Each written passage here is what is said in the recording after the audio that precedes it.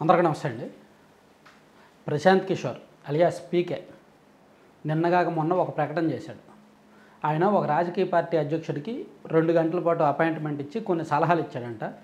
దాని నిమిత్తం అతను 11 కోట్లు తీసుకున్నాడంట. ఇదంతా కూడా వైట్ మనీ, బ్యాంక్ ట్రాన్సాక్షన్స్. దాని మీద అతను పన్ను కూడా చెల్లించాడంట. సో ప్రశాంత్ కిషోర్ గురించి మనం ప్రత్యేకంగా చెప్పుకోకర్లా. ఆయన మైండ్లో కొన్ని వికృతమైన ఆలోచనలు ఉంటాయి. ఆ ఆలోచనలకి జనం చచ్చిపోని, వ్యక్తిత్వ హననం జరగని, అబద్ధాలు చెప్పని, ఎంత ధ్వంసం జరగని, ఎవడైతే ఆయన్ని కలిశాడో ఆయన్ని గెలిపించడానికి వాడు చెప్పే వికృతమైన ఐడియాలను వీళ్ళు ఇంప్లిమెంట్ చేస్తారు. దానికోసం వాడికి డబ్బులు ఇస్తారు. ఆ జనాల్ని చంపే ఐడియాలు ప్యూర్లీ. వీలైతే భారతదేశంలో చట్టాలు వ్యవస్థలు బాగా పనిచేస్తే అటువంటి వాళ్ళని ఎన్కౌంటర్ చేసినా తప్పులేదు. తెలుసా? తమిళనాడులో ఈ మరణాలకు ఎవరు కారణం అనేది కొంచెం లోతుగా స్టడీ చేస్తే ప్రశాంత్ కిషోర్ కుట్ర బయటకు వస్తుంది. మేబీ అంతమంది చనిపోతారని అనుకోలేదు, అంతమందిని చంపాలనే ఉద్దేశం వాళ్ళకు ఉండకపోవచ్చు. కానీ జనాల్ని అంతగా వెయిట్ చేసేలా చేసి, ఇరుకు రోడ్డులో మీటింగ్ పెట్టి, జనాల్ని భారీగా తరలించి, జనాల్ని భారీగా చూపించి తొక్కిసలాటకు కారణమైంది మాత్రం వాళ్ళే. మేబీ వాళ్ళు ఇంటెన్షనల్గా కావాలని తొక్కిసలాట జరగాలని కోరుకోకపోవచ్చు, కానీ అలా జరగడానికి అవకాశం ఇచ్చింది, ప్లాన్ చేసింది వాళ్ళే.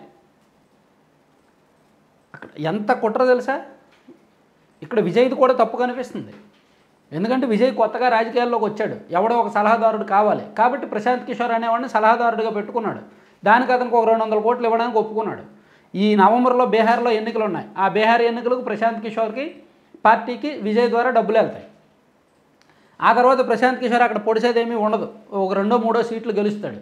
అవి పట్టుకొని వచ్చి అతను తమిళనాడులో నెక్స్ట్ ఇయర్ ఫిబ్రవరి మార్చిలో ఎలక్షన్స్ ఉన్నాయి. అంటే నవంబర్ తర్వాత ఇంకా ప్రశాంత్ కిషోర్ ఖాళీ అయిపోతాడు, ఇంకా పనే ఉండదు కదా.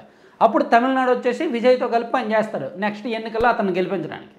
ఈలోగా గత ఏడాదిన్నర నుంచి కూడా విజయ్కి ప్రతి ఐడియా, ప్రతి అడుగు, ప్రతి స్పీచ్, ప్రతి మీటింగ్ ప్లానింగ్ అంతా ఇస్తున్నది ప్రశాంత్ కిషోర్ టీమే.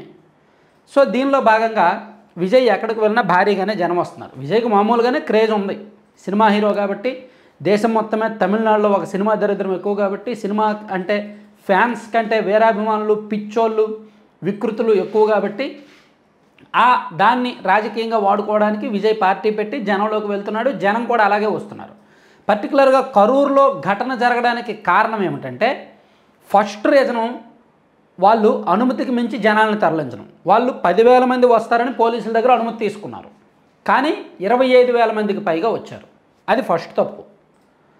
సో అలా వచ్చినప్పుడు పోలీస్ బందోబస్తు ఉండాలన్నా జస్ట్ వాళ్ళు మీటింగ్ పెట్టింది 40-50 అడుగుల రోడ్డు మాత్రమే. ఆ రోడ్డు మొత్తం వెడల్పు 50 అడుగులు అంట. 50 అడుగుల రోడ్లో జనం అలాగా చివర అంత పొడవున, దారి పొడవున జనం ఉంటే పోలీసులు ఎక్కడైనా బందోబస్తు చేస్తారు. 500 మంది పోలీసులను అప్పటికి పెట్టారంట. ఎక్కడైనా చూసుకుంటారు. సో పైగా లేటు మధ్యాహ్నం 1:45కి రావాల్సింది, కానీ సాయంత్రం 6:45కి వచ్చాడు ఆయన. దాదాపుగా 5-6 గంటలు లేటు. ఎందుకు లేట్ చేశాడంటే, జనంలో అంటే ఈయన వెళ్ళేసరికి జనం విపరీతంగా వెయిట్ చేయాలి. జనంలో ఆకలి, దాహం, విపరీతంగా కోరిక, చూడాలనే తృష్ణ, చూడాలనే ఉత్సాహం విపరీతంగా పీక్స్కి వెళ్ళాలి. అప్పుడు ఇదిగో ఈయన కనిపిస్తే జనంలో ఉత్సాహం ఉప్పొంగిపోద్ది, స్పీచ్కి మంచి కేరింతలు వస్తాయి, రెస్పాన్స్ వస్తుంది, ఆ చూసిన ఆనందం రెట్టింపు అవుద్ది అనే కొన్ని ఐడియాలతో విజయ్ లేటుగా వచ్చాడు. యాక్చువల్లీ ఆయన కరూర్ సరిహద్దుల్లోకి 4:45కే వచ్చేసాడు. 4:45కి కరూర్ సరిహద్దు వచ్చేసాడు. అక్కడ నుంచి 3 కిలోమీటర్లు రావాలంటే ఒక పావు గంటలో వచ్చేయచ్చు. కానీ 2 గంటల పాటు రోడ్ షో చేసుకుంటూ వచ్చాడు. రోడ్ షో ఎందుకు చేశాడు? రోడ్ షోకి పర్మిషన్ లేదు, కానీ రోడ్ షో ఎందుకు చేశాడు? ఇదిగో విజయ్ వచ్చేసాడు, రోడ్ షో చేస్తున్నాడు అని చెప్పి ఇక్కడ జనం అందరూ కూడా అనుకోవాలి, ఇదిగో వచ్చేస్తున్నాడు అని. దారిలో అక్కడ అంటే పర్మిషన్ లేదు, జనాలు అంతమందిని తీసుకురావడానికి పర్మిషన్ లేదు, రోడ్ షోకి పర్మిషన్ లేదు, ఆ చిన్న రోడ్లో అంతమందిని పెట్టడానికి వీలు లేదు, పైగా ఆలస్యంగా వచ్చాడు. ఇవన్నీ కూడా కారణాలే. సో దీనికి ఇది ప్రభుత్వం, పోలీసులు అఫీషియల్గా ప్రభుత్వానికి ఇచ్చిన నివేదిక. తమిళనాడు డీజీపీ ఆధ్వర్యంలో ఒక కమిటీ ప్రభుత్వానికి ఇచ్చిన నివేదిక. దీనికి విజయ్ వెర్షన్ ఏంటి? పవర్ ఆఫ్ చేశారు, లాఠీ చార్జ్ చేశారు. అంటే విజయ్ పార్టీ, టీవీకే పార్టీ చేస్తున్న ఆరోపణలు, లాఠీ చార్జ్ చేశారు, పవర్ ఆఫ్ చేశారు, తోపులాటకు వాళ్ళే కారణమయ్యారు, కాబట్టి తోపులాట జరిగింది అని వాళ్ళ వెర్షన్. సో దీని మీద సిబిఐ ఎంక్వైరీ జరగాలని వాళ్ళు టీవీకి వాళ్ళు సిబిఐ ఎంక్వైరీ జరగాలని కోర్టులో పిటిషన్ వేశారు. ఇక్కడ మీరు అందరూ అనుకోవచ్చు, అరే ఆ పార్టీ తప్పు అయితే వాళ్ళు ఎందుకు పిటిషన్ వేస్తారు, సిబిఐ ఎంక్వైరీ జరగాలి అని మీరు అనుకోవచ్చు. సిబిఐ వచ్చేది లేదు, వచ్చినా సరే దీనిలో క్లారిటీ వచ్చేది లేదు. క్లారిటీ వచ్చినా నిజాలు జనానికి చెప్పేది ఉండదు. అంతా కూడా సర్వం బీజేపీ మయం, సర్వం పైన పెద్దలమయం. వాళ్ళు ఏం చెప్తే అదే రిపోర్టు, వాళ్ళు ఏం చెప్తే అదే నిజమవుద్ది. సో అంటే మీరు ఇక్కడ అర్థం చేసుకోవాల్సింది ఏంటంటే, వ్యవస్థల్ని దించుతున్నారు కదా, సో నా నిజాయితీని నిరూపించుకోవడానికి మీరు దమ్ముంటే సిబిఐ ఎంక్వైరీ అని వేసుకోండి అని బయటకు చెప్పొచ్చు. కానీ లోపాయికారిగా దాన్ని మేనేజ్ చేయడానికి రకరకాల ప్రయత్నాలు చేయొచ్చు. ఇప్పుడు ఇది ఒక ట్రెండ్ అయిపోయింది రాజకీయాల్లో. సో ఇక్కడ ప్యూర్లీ ప్రశాంత్ కిషోర్ అనేవాడు ఇచ్చిన ఐడియాలజీని పక్కాగా ఇంప్లిమెంట్ చేసిన కారణంగా, ఇరుకు రోడ్లో మీటింగ్ పెట్టి వేలాది మందిని కుక్కిన కారణంగా మీరు సినిమాకి వెళ్తారు, లేదా ఒక దేవాలయానికి వెళ్తారు, అక్కడ ఒక లైన్ ఉంటుంది, ఆ లైన్లో ఒక్కరు మాత్రమే వెళ్ళాలి అని ఉంటుంది. కానీ ఒకరు ఉండాల్సిన లైన్లో ముగ్గురు ఉన్నారు అనుకుందాం. అప్పుడు ఆ ముగ్గురికి మధ్య కొంచెం ఊపిరాడిన పరిస్థితి ఉండదు కదా, కొంచెం ఇబ్బందిగా ఉంటుంది కదా, విపరీతమైన చెమటలు, చిరాకు, ఇరిటేషన్ అన్నీ వస్తాయి కదా. అక్కడ అదే జరిగిందనమాట. 10,000 మంది పట్టిన చోట 25,000 నుంచి 30,000 మందిని పెట్టడం వలన, పైగా మధ్యాహ్నం 1:30 నుంచి సాయంత్రం 7 గంటల వరకు వెయిట్ చేయించడం వలన, అంతసేపు వెయిట్ చేస్తే ఎవరిలో అయినా, ఎంత సహనశీలిలో అయినా, ఎంత ఓర్పు నేర్పు ఉన్నవాళ్ళు అయినా సరే ఇరిటేషన్ వస్తుంది. పైగా పైనుంచి ఎండ, ఇక్కడేమో ఆహారం పొట్లాలు కానీ మంచినీళ్ళు కానీ ఏమీ ఇవ్వడం లేదు. సో ఆ ఇరిటేషన్కి తగ్గట్టు వచ్చిన వెంటనే ఆ ఉత్సాహం రెట్టింపయ్యి, రెండింతలయ్యి, మూడింతలయ్యి, ఆయన్ని చూడాలి ఆడు వచ్చాడని చెప్పి ముందుకెళ్ళి తోసుకొని ఇలా జరిగింది. ఇక్కడ జనాన్ని తప్పు పట్టాలా, ఈ పార్టీని తప్పు పట్టాలా, పోలీసుని తప్పు పట్టాలా?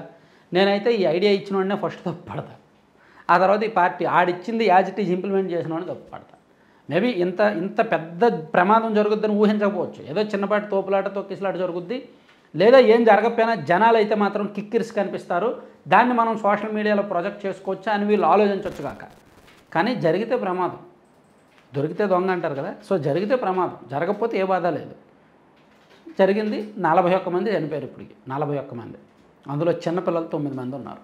అభం శుభం తెలియని చిన్నపిల్లలు, మహిళలు ఉన్నారు. అందరూ విజయ్ అభిమానులే. ఆ పాపం మూటగొట్టున్నది అతనే. విజయ్ రాజకీయ జీవితం ఇంకా లేనట్టే. నిజంగా ఇది జనం నమ్ముతారు, ఖచ్చితంగా జనం నమ్ముతారు. ఎందుకంటే ఇరుకు రోడ్లో పర్మిషన్ లేకుండా ఉండడం ఇదంతా జనం నమ్ముతారు. ఇంకా ప్రశాంత్ కిషోర్ లాంటి వాడిని గుడ్డిగా నమ్మడం మానేయాలి రాజకీయ నాయకులు కూడా. అటువంటి వికృతమైన ఐడియాలను ఇంక ఫాలో అవ్వద్దు. రోజులు అయిపోయినాయి. అతను 10 ఏళ్ల పాటు దేశంలో చాలా రాష్ట్ర రాజకీయాలను నాశనం చేశాడు. మన రాష్ట్ర రాజకీయాలను నాశనం చేసింది కూడా ఆడే. కాబట్టి ఇంక అటువంటి వాడిని నమ్మకపోవడం మంచిదన్నమాట. సో కంటెంట్ అయిపోయింది కదా. కంటెంట్ చివరి వరకు చూసిన ప్రతి ఒక్కరికి ధన్యవాదాలు.